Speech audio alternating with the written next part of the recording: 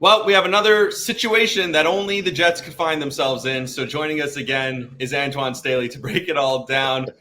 Dude, I mean, Never a dull moment, man. Never a never dull moment. a moment with this franchise. So Haason Reddick asking out, not played a snap, hasn't showed up. He does the press conference after the trade. What happens now? Where do we go from here? What's funny is when he talked to the media, it was through Zoom at the time. He'd said, he wasn't worried about his contract situation, that he was just worried about meeting his new teammates and coaches and how it was like a new beginning for him. And we got here basically simply because one, the Jets decided to make a trade with a player who was already disgruntled, wanted a new contract with the Eagles. Of course, that didn't happen, and obviously they made him available through trade, and then that's how the Jets acquired him. And two, even before the Jets acquired him, according to sources, they had negotiated a new deal. Like they're trying to get him money, new money, and then he decided to turn that down. And then the Jets decided to trade for him anyway. So I think for me, I think it's the blame. I think both sides are to blame here. I think the Jets for making the trade, knowing that a player was already wanting a new contract. What did you think he was not going to want a new deal? Like I thought the Jets were going to get the job done for simply because of salary cap purposes, and then just the fact that he's been productive. I figure once you make this trade, then yeah, you're going to get something done. And then also second, Reddick is to blame too. I mean, I don't know what kind of advice he's gotten, from his agent or people around him, but he could have held in. He could have showed up to camp, could have held in. I think the Jets might have sweetened the pot a little bit, gave him money for incentives. He still would have been a free agent after the season, possibly, but it would have been more money than what you would have been getting, and you would have been getting fined like you are now. So again, I think Joe Douglas deserves some blame for this. I think Haason Reddick also deserves some blame in this. There's so many different things. You mentioned the press conference. I just went back and listened. He's like, hey, look, all I'm going to do is show up and play hard and let my agents and Joe work that out. Wrong. So like you said, I don't know who's advising him right now, but how does this work out for him? Like, this doesn't make sense on the Haason Reddick side. So let's talk about that for a second. What's the best case scenario? I mean, now he's going to find another team that wants to give him a long-term deal. Why would anyone trade for him right now? Correct. What just happened the last couple of weeks and months. Correct. Unless they decide they come to an agreement where they would incentives, like they could do that. It might be a team that does that. Maybe a team that's not very good, not a contender, and then they need pass rush help, or somebody gets hurt in the next week or so in training camp. That happens, tend to happen this time of the year. But yeah, me personally, I would, if I'm a contending team, I wouldn't give up anything of value for this guy unless it's like a 7th round pick or something like that.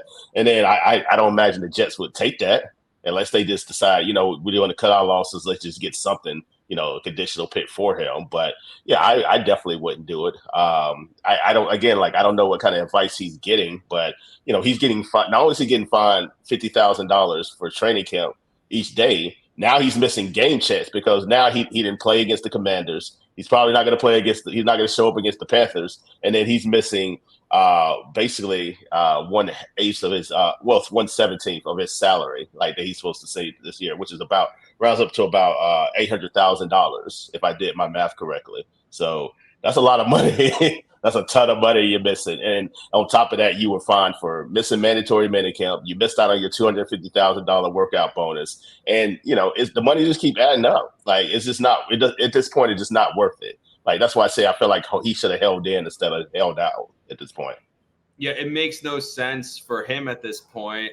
But then on the other side, it's like, well, this only happens to the Jets, right? Like, have you ever seen before a social media post like saying we're not going to trade him, like a statement put out on social media like that? Like, not so quickly. Or ever from anyone. Yeah, not so quickly. That was pretty quickly too. That was kind of a quick turnaround because initially they didn't have a statement, but I guess they said that because they were working on a statement to give everybody. And yeah, the way they put it out so quickly, like that was like, I was like, wow, okay. So, but I wouldn't have personally put that out because you never know. What if somebody comes and say, okay, we'll give you a 1st round pick for him? Yeah, you're taking that. I know that's not going to happen, but you never know what somebody might decide to offer you. And at this point, I mean, you got Will McDonald in camp. You got, they saying all these good things about him. You had Michael Clemens, number one on your unofficial depth chart. You might have to see what those guys can do too. I mean, I know it's going to suck because they essentially are missing 20 sacks from last year. Like when you traded John Franklin Myers, you let go of Quentin Jefferson, and then Bryce Huff, like who ended up leading the team with 10 sacks. So that's a lot of production to lose. And I get why they want to hold on to him, but it comes to a certain point where it's just becoming more of a distraction. Because now what's going to happen? We're just going to ask Saleh this all day tomorrow. And then at what point do you just say, you know what, it's just not worth it anymore? And we got guys that want to be here. You drafted Will McDonough in the first round for a reason. At some point, you got to see what he can do. Yeah, well, interestingly, I know you guys probably don't talk to Joe Douglas tomorrow, but WFAN is going to be at Jets camp, both the morning show and the afternoon show. So one of them is going to get Joe Douglas. So it's not like he can avoid talking. He's going to have to talk about this tomorrow. So not just Saleh, but Douglas is going to have to talk about this as well. And correct me if I'm wrong. My understanding is the Jets were not going to do any kind of negotiating until Haason Reddick showed up. They don't negotiate with players that hold out. That was what I was told. So what changed? What now? What happened? Because obviously the Jets, they basically said, show up and we'll negotiate with you. So Haason, what was he trying to do, and why did this come from him today? That I don't know. Like those are what we're trying to figure out. Like I'm on the phones trying to talk with a few people there, and yeah, because it's been the same situation. Like we asked Saleh, I asked some stuff behind the scenes, and there's no comment. And it even got to the point where the Jets didn't even know if he was going to show up at all this year. That's kind of where I was hearing. Like they were scared that this could go into the regular season because now again he's missing game checks at this point. So if he's missing preseason game checks, it's nothing to. That pretty much says he's willing to miss some regular season games too. So that's just crazy to me, especially when you're joining a new team. And we're still trying to figure out why this all came about today because we're going into the third week of training camp. It's the 21st day since they reported, and there's no end in sight for this thing with Reddick. Yeah, it just doesn't make any sense to me. So I always say, my joke that I say to my friends is, the statement "we're not trading blank" has never been said ever about someone who's not traded. Meaning the person that said about usually ends up getting traded. So trading, they usually end up getting traded always. Like I would say about 90% of the time. Exactly. So in this case, how do you see this playing out? Where I don't see what leverage Haason Reddick has. So like we said, no one wants to trade for him. Why would anyone give him a bigger contract after what they just saw? So it's almost like I actually put less blame on the Jets in this situation. Of course, it got ugly because it's the Jets, but I don't even blame the Jets so much. I'm trying to think, like, how does this play out now? And really, how does it like the ball's kind of in Haason Reddick's court still, right? Yeah, I mean, if he shows up, yeah. I mean, if he shows up tomorrow, I mean, yeah, I think all could be, pretty much put in the past once after a few days. But obviously, that's probably not going to happen. But yeah, I mean, again, like a lot of it is his fault because, again, like he said all these good things in the press conference, and at a certain point, he didn't show up for mandatory minicamp. That's how you knew it was going to be okay. This might be an issue too, because I feel like even last year before, remember Quentin Williams, he wanted a new deal, and I felt like if a guy like him, I feel like he would have held in. He would have showed up. He probably would have, hit the weight room and everything like that, but. He would have, he wanted to be around the team. He would have he wouldn't have held out at all because it wasn't in his best benefit. Reddick, I mean, again, like I don't know what kind of advice he's getting, but you're missing out.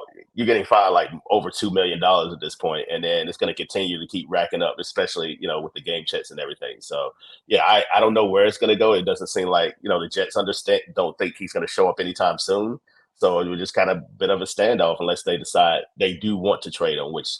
Depending on if somebody makes up an offer, I think you at least have to listen at this point because, again, you don't want this to become more and more distraction as you get closer to the regular season. Last thing, if you had to make a prediction, does Haason Reddick play for the Jets in 2024?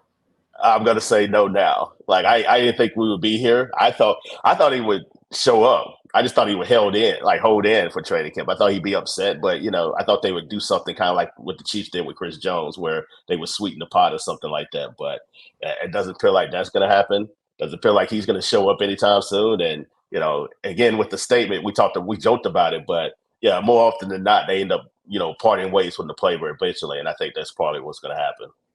All right. Well, we'll get back to you after you talk to Robert Saleh tomorrow. But Antwan Staley, always with our eyes and ears on the ground at Jets camp. So tell everyone where they can find your work. Antwan Staley, Twitter, nydailynews.com. I have an article about Reddick. You want to go read that. Also talked about, Will McDonald a little bit because they seem like they really liked him. They feel like he's gotten stronger and bigger, but you may be seeing a whole lot of Will McDonald this upcoming year. Certainly So seems that fairly way. or unfairly. Yeah. Yep. So he's going to have to step up. All right, Antwan. Thank you for the time. Appreciate it. All right. Thank you.